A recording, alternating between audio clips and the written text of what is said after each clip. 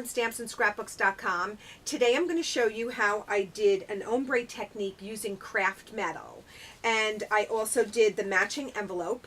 And I'm going to show you exactly how both of these were done. Just follow me into my studio and we'll get started. So today I'm going to make a card using craft metal, and I'm using two different kinds of craft metal. This is precious pearl and this is dark chocolate, and I'm trying to do an ombre technique using cardstock. This is chocolate chip, and then my two colors of craft metal. So my card is chocolate chip cardstock by Stampin' Up, cut 5 by 10, scored in half, and then folded over. Now I used a piece of Very Vanilla. You're not going to see this, but this is actually 4 7/8 by 4 7/8, and I'm going to layer this cardstock right on here. And you can do it plain like this, but what I'd like to do is give it a little bit of texture. So I'm going to be using the Beautifully Baroque Textured Impressions Embossing folder, and that's because it's my favorite. So I'm going to put the cardstock in here, and I want to have it in here with the Stampin' Up logo on the top so that the impression will come forward, so it's impressing up. So you want to get that in there straight because you're going to be doing sort of a progression on here. I can fit 2 of these in here side by side, so that's what I'm actually going to do. I want to line them up correctly so that I'm sort of at the same height. It's not going to matter with the actual design, but I want them to be on the same level here. So I'm going to put this together like this, and I'm going to make a sandwich with my cutting plates. And then I'm using my multi-purpose platform on tab 1. I'm going to run this through the Big Shot with the opening first. When it comes out, you're going to have this beautiful embossed design on here, and this is one, and then you can use the back of it if you like that better. So I'm going to do the same thing with the precious pearl. You want to make sure that you're putting the correct side on here because the colored metals have a silver backing. So you want to put that right there in your embossing folder, and then I have my labels pointing forward so I know it's in the right direction, and I'm going to put it in my sandwich and run it through the Big Shot. Now once this is on here, I can do some sticky strip on the back of all of them. So once I have the sticky strip backing off, I'm going to start building this on here by just lining it up on my vanilla sheet and then adhering. And I'm again going for that ombre look, so I want to do this so that it's overlapped a little bit. And don't worry if it's not even, we can always trim that later. And lastly, we're going to put this one on here. You just want to make sure that you're kind of in the confines of the paper because you want it to be straight. I'm going to turn this over, and as you can see, it's not straight. So I'm going to put it in my cutter, and I'm going to just trim it to make sure that all of these layers are exactly the same size. So I took a sliver off both sides, so I want to make sure that that lines up correctly, and it does. And then what I'm going to do is I'm going to add a ribbon to this. And so I think what I'm going to do is add it right here at the end. I always add the ribbon on the left side. I don't know why I do that, but I want to be different today. So the first thing that I'm going to do is touch my seam binding to a glue dot, and that's going to allow me to adhere that to the back here. And then I'm going to run it down, and I'm going to cut it with a scissor that I've dedicated to just ribbon. And I'm going to do the same thing where I touch this to a glue dot, and I want to make sure that this is lined up correctly before I adhere it. Let's move it over a little bit because I want to do a double bow, and that's going to take up a little more room. And then I'm going to run it down the front there, and I don't want it to be even on both sides. I just want to cover a little bit of it up.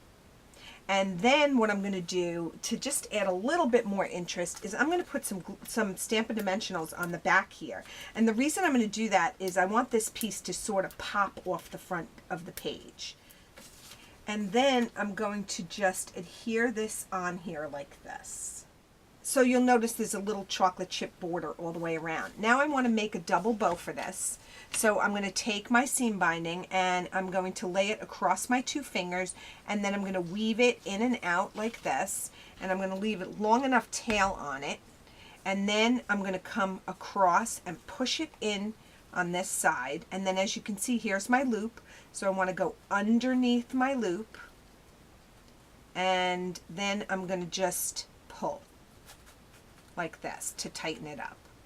Once it's tight, I'm going to pull it off my fingers, and there you have your bow. So we're going to leave these tails on here because I'm not sure if I'm going to need them, but I want them just in case. And you can reposition this any way you'd like. And I'm going to lay that on there while I build the rest of my card. I'm going to take a scrap of very vanilla cardstock, and I'm going to be using 1,000,001 from Stampin' Up! And the chocolate chip ink pad that matches my chocolate chip cardstock. I've mounted it on a clear block. I prefer clear stamps. That's up to you. It comes in wood as well. And I'm just going to stamp this in the center here because I really don't know how much room I'm going to want yet. Once I stamp that, I'm going to cover it with some clear embossing powder. And then I'm going to heat set it. Once that's dry, I'm going to take my magnetic platform. If you don't have this, you can use a multi-purpose platform on tab 2. You're going to put a cutting plate down. Then you're going to put your cardstock down. I'm using my window frames framelit. I am going to use the number 5, I think. Let's see. Nope. Let's use the number 4. These are numbered outside to inside. You're going to put the cutting ridge down. I'm going to center this on here, and then I'm going to run this through the Big Shot. I used the number 4 window frame to cut out another piece. This is chocolate chip as well. And what I'm going to do is I'm going to cut this in half on the diagonal. Now the reason I'm doing this is because I don't want to go to the next largest framelit because I just think it's a little too large. So what I'm going to do is just put some adhesive on the back, and then I'm going to reassemble this, and I just want it to stick out ever so slightly, and then I'm going to reassemble this one on the top. So it's not really a true border, but almost. And if there's any sharp edges sticking out like that, you want to just come in with your paper snips and just trim them off, because you don't want the eye going there. So as you can see, this just gives it a slight border. We're going to turn that over and use some Stampin' Dimensionals. Again, it's all about texture and the different levels that you have your layers that provide interest to your card. I'm going to remove the adhesive backing here, and I'm going to put this right in the center. And then I'm going to take my double bow and I'm going to position that with some glue dots, and you're just going to touch the back to a glue dot or 2. And you want to position that there. Now I want these tails to kind of ruffle. So what I'm going to do is take a paper piercer, and I'm going to pick up a glue dot. And so what I'm going to do is just position that little ruffle and stick it with a glue dot. And with the metal, if you don't like it, you can lift it up and change your mind. So I want that to just give me a ruffle or 2.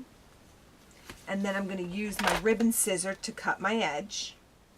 And then I'm going to do the same thing with this piece. And I'm going to cut my edge before I put the second glue dot on so that it's not difficult. I'm going to pick that up and just hide the glue dot underneath. And I think we need something right down there. So I'm going to be using one of my extra large pearls. And I'm just going to pick that up with my scissor. And I'm going to adhere it right down there to the edge. The last thing I'm going to do to finish this off is I'm going to just put a 4 3/4 by 4 3/4 piece of very vanilla cardstock inside so that I can write on there. So I think I want to tie this all together. I'm going to be using some of the smaller pearls, and I'm just going to put one in each corner here. This is the middle size on that sheet. I'm just going to put one in each corner here to tie it together. So that's my craft metal ombre card. If you'd like, you can visit me at my blog at www.StampsAndScrapbooks.com, or you can view my online classes at www.stampacademy.com.